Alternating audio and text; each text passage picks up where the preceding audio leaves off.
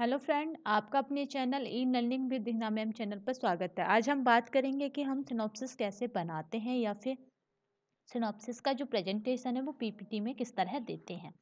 अगर आप देखने चाहें या जानना चाहें कि सिनॉप्सिस में कंटेंट में क्या क्या डालते हैं तो इस पर भी हम एक वीडियो बना सकते हैं। आप कमेंट बॉक्स में जाकर हमें बता सकते हैं। आइए स्टार्ट करते हैं कि सिनॉप्सिस हम कैसे पीपीटी में बनाते हैं, क्योंकि पीपीटी में बनाना सिनॉप्सिस का कुछ की पॉइंटों के साथ बनाते हैं। देखिए, इसमें जो टॉपिक नज़र आ रहा है वो है केंद्रीय विद्यालय एवं नवोदय विद्यालय के उच्च माध्यमिक स्तर के विद्यार्थियों की शैक्षिक उपलब्धि एवं व्यावसायिक दृष्टिकोण का अध्ययन करना। जो टॉपिक है वो ये है। तो सबसे पहले जो स्लाइड बनती है वो टॉपिक की बनती है। नेक्स्ट जो स्लाइड बनती है वो आपकी इंट्रोडक्शन यानी प्रस्तावना की बनती है। स्लाइड बनाते समय हमें बस ये याद रखना है कि हमें क्या करना है, पॉइंटों को में अपने कंटेंट को रखना है जिस तरह इसमें रखा गया है। फिर उसके बाद उससे हुई थोड़ी हुई रिसर्चों के बारे में भी, या जहाँ से हमने उस कंटेंट को लिया इंट्रोडक्शन को, उसको रख देना है जो इम्पोर्टेंट हो। फिर लिखेंगे हम समस्या का प्रादुर्भाव, यानी हमें ये टॉपिक लेने की क्यों आवश्यकता पड़ी। फिर इस टॉपिक का अभी हम क्यों इतना महत्वपूर्ण मानते हैं इसे लेना। इस तरह हम चलते जाएंगे। फिर उससे हुई रिसर्चों के बारे में हम अपनी टॉप पीपीटी में देंगे। तो याद रखना कि जो रिसर्च है वो आपको इस तरह देनी है जैसे इसमें दी गई है। वर्ष 2004 मुखर्जी शरद, इस तरह आपको प्रकरण का मतलब होता है उसने जो रिसर्च की या उसका जो टॉपिक था वो। इसी तरह हम क्या करेंगे कि आपका इच्छा है कि आप क्या करें, लेटेस्ट सन को पहले रखें या ओल्ड सन को पहले रखें, मगर जहाँ तक है लेटेस्ट सन को ऊपर रखना चाहिए। इस तरह आप डाल सकते हैं। फिर एक स्लाइड बाद में बनती है हमारी समस्या कथन। समस्या कथन का मतलब होता है आपका टॉपिक का नाम। तो इसमें टॉपिक का नाम आप देख पा रहे हैं कि केंद्रीय विद्यालय एवं नवोदय विद्यालय के उच्च माध्यमिक स्तर के विद्यार्थियों की शैक्षिक उपलब्धि एवं व्यावसायिक दृष्टिकोण का अध्ययन। समस्या में प्रयुक्त शब्दों की व्याख्या, ये मोस्ट इम्पोर्टेंट स्लाइड होती है तथा चाहे आपकी थीसिस हो, चाहे आपकी सिनॉप्सिस हो, चाहे आपका डिजर्टेशन हो, उसमें रहती है कि आपको प्रयुक्त जो शब्द लिए हैं उनको आपने किस तरह एक्सप्लेन किया है या किस तरह डिफाइन किया या किस तरह बताया है अपनी टर्मिनोलॉजी में और किसी भी संस्था या किसी भी कमीशन की टर्मिनोलॉजी में।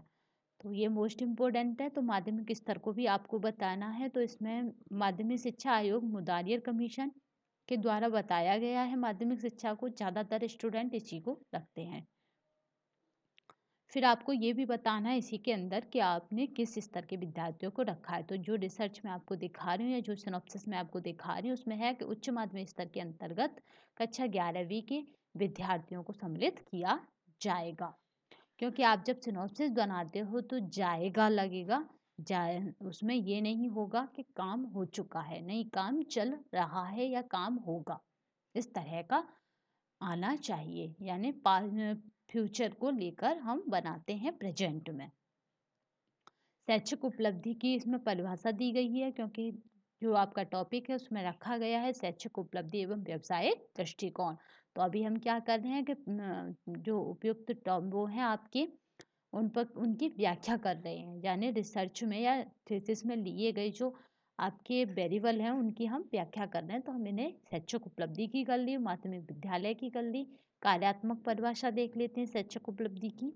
फिर आपकी ये व्यावसायिक शिक्षा की, क्योंकि ये भी टर्म उसमें है कि व्यावसायिक शिक्षा, तो व्यावसायिक शिक्षा हमने शिक्षा आयोग के अनुसार ली है।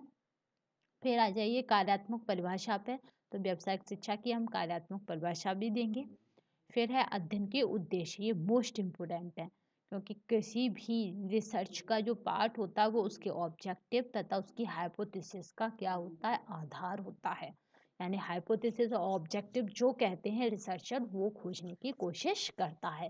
तो इसमें पहला जो आपका बनाया गया वो है केंद्रीय विद्यालय के उच्च माध्यमिक स्तर के विद्यार्थियों की शैक्षिक उपलब्धि का अध्ययन करना। दूसरा है नवोदय विद्यालय के उच्च माध्यमिक स्तर के विद्यार्थियों की शैक्षिक उपलब्धि का अध्ययन करना। तीसरा आपका केंद्रीय विद्यालय एवं नवोदय विद्यालय के उच्च माध्यमिक स्तर के विद्यार्थियों की शैक्षिक उपलब्धि का तुलनात्मक अध्ययन करना, यानी पहले हम दोनों का अलग अलग अध्ययन करेंगे, केंद्रीय विद्यालय और नवोदय विद्यालय को, फिर दोनों का तुलनात्मक अध्ययन करेंगे, यानी दोनों को देखेंगे कि किसका क्या ज़्यादा है। फिर है नवोदय विद्यालय के उच्च माध्यमिक स्तर के विद्यार्थियों की व्यावसायिक दृष्टिकोण का अध्ययन करना। फिर इसी तरह केंद्रीय विद्यालय के उच्च माध्यमिक स्तर के विद्यार्थियों के व्यावसायिक दृष्टिकोण का, यानी दोनों का हम शैक्षिक उपलब्धि अलग अलग देखेंगे, दोनों का व्यावसायिक दृष्टिकोण अलग अलग देखेंगे।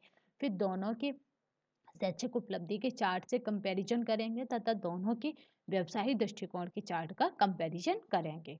इस तरह इसका क्या रखा गया, उद्देश्य रखा गया। अब बात करते हैं अध्ययन की परिकल्पना। तो जो केंद्रीय विद्यालय एवं नवोदय विद्यालय है उसके उच्च माध्यमिक स्तर के विद्यार्थियों की शैक्षिक उपलब्धि के मध्य कोई सार्थक अंतर नहीं है। यानी हमने जो परिकल्पना बनाई है, यानी आपको जो सिनॉप्सिस दिखाई जा रही है उसमें जो परिकल्पना बनी है वो कौन सी है आपकी, वो है आपकी नील हाइपोथेसिस। यानी इसमें क्या है, आपकी जो परिकल्पना बनाई गई है वो नील है, यानी पहले से उसमें कुछ भी सोचा नहीं गया। केंद्रीय विद्यालय एवं नवोदय विद्यालय को उच्च माध्यमिक स्तर के विद्यार्थियों के व्यावसायिक दृष्टिकोण के मध्य कोई सार्थक अंतर नहीं है। हम मान के चल रहे हैं कि हमें लग रहा है कि इनके बीच कोई सार्थक अंतर नहीं है, इनमें किसी प्रकार का कोई भी अंतर नहीं है। अध्ययन के जो चल लिए गए हैं वो आपका स्वतंत्र चल रहेगा, केंद्रीय विद्यालय के विद्यार्थी और नवोदय विद्यालय के विद्यार्थी। यहाँ कंफ्यूजन सबसे अधिक होता है विद्यार्थियों को या एक रिसर्चर को, क्योंकि अगर विद्यालय का नाम ले लिया तो उस विद्यालय वो स्वतंत्र चर नहीं होंगे, जबकि उसमें पढ़ने वाले जिन विद्यार्थियों को आप ले रहे हैं वो एक स्वतंत्र चर के रूप में होंगे। आश्रित चर की बात करें तो शैक्षिक उपलब्धि और व्यावसायिक दृष्टिकोण, इसमें दो आश्रित चर हैं क्योंकि ये किस पर डिपेंड है, इन दोनों की एजुकेशन पर, केंद्रीय विद्यालय और नवोदय विद्यालय के विद्यार्थियों की शिक्षा पर। अगर नियंत्रण चर की बात करें तो कक्षा इसमें 11 ली गई है, तो जाहिर सी बात है कि 11 में पढ़ने वाले बच्चे की कुछ तो उम्र होगी, तो इसलिए उम्र और कक्षा इसमें नियंत्रण चर है। शोध अध्ययन की परिसीमा की बात करें, परिसीमा का मतलब होता है आप अपने शोध को कहाँ तक मतलब किस एरिया तक रखना चाहते हैं, क्योंकि केंद्रीय विद्यालय नवोदय विद्यालय हर डिस्ट्रिक्ट में मिल जाएंगे, तो क्या आपने 2-4 डिस्ट्रिक्टों को लिया है, हमें ये बताना होता है। तो जो प्रस्तुत अध्ययन में कक्षा 11वीं के विद्यार्थियों को सम्मिलित किया गया है, अर्थात प्रस्तुत अध्ययन को आगरा तक ही सीमित रखा गया है, यानी इसको आगरा से बाहर नहीं रखा गया। शोध विधि में प्रस्तुत अध्ययन हेतु वर्णनात्मक सर्वेक्षण विधि का प्रयोग किया गया है, जिसको आप सर्वे मेथड कहते हो, उस विधि का इसमें प्रयोग किया गया है। शोध उपकरण की बात करें, उपकरण का मतलब होता है रिसर्च टूल, यानी हमने इसमें रिसर्च टूल कौन कौन से लिए हैं, तो आपका पता है कि इसमें 2 ही वेरिएबल है, तो यानी 2 ही टूल्स लगेंगे, तो एक टूल्स हमारा किस तरह कम हो सकता है, वो इस तरह कि हम क्या करें, शैक्षिक उपलब्धि के लिए उनके ही पासिंग मार्क्स को ले सकते हैं, तो वो हमें इजीली कॉलेज से मिल जाते हैं, कॉलेज वाले हमें दे देते हैं।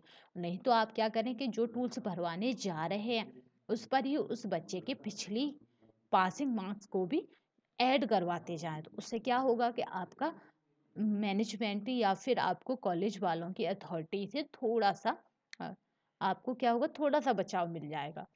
तो विद्यार्थी की शैक्षिक उपलब्धि के अध्ययन हेतु कक्षा 10 के विद्यार्थी वार्षिक परीक्षा के प्राप्तांकों का प्रयोग किया गया है, क्योंकि जो 11 में पढ़ रहा है उस बच्चे को सबको पता होता है कि उसके हाई स्कूल में मार्क्स कितने आए हैं। अगर बात करें हम व्यावसायिक दृष्टिकोण की, तो श्रीमती मंजू मेहता द्वारा संशोधित वर्ष 2012 निर्मित व्यावसायिक दृष्टिकोण मापनी यानी VAS का को प्रयुक्त किया गया है। शोध न्याय दर की बात करें, शोध न्याय दर का मतलब होता है सैंपल, यानी रिसर्च सैंपल। तो प्रस्तुत अध्ययन में केंद्रीय विद्यालय एवं नवोदय विद्यालय की कक्षा 11 के 200 विद्यार्थियों को सम्मिलित किया गया है। सांख्य की प्रविधि की बात करें तो इसमें मध्यमान है, मानक विचलन है, अनोवा है, आपका मीन है, आपका मानक विचलन यानी SD है, आपका अनोवा है, यानी इसमें 3 आपके प्रविधि का मतलब है यह आपका स्टैटिक्स लगेगा, सांख्यिकी है। अध्ययन की सार्थकता का बात करें तो यानी ये कितना सार्थक है, यानी ये कितना बेनिफिट देने वाला है, तो विद्यार्थी व्यवसायिक दृष्टिकोण को स्पष्ट कर सकेगा तथा विद्यालय का ध्यान व्यवसायिक शिक्षा की ओर कर सकेगा। हमारी माध्यमिक शिक्षा संपूर्ण रूप से व्यावसायिक होगी तो देश का क्या होगा, अधिकांश विद्यार्थी को कई प्रकार की समस्याओं का समाधान होगा, क्योंकि जितने भी केसेस होते हैं चाहे वो कैसे भी हों, वो कहीं ना कहीं हमारे आर्थिक पक्ष से ही जुड़े होते हैं।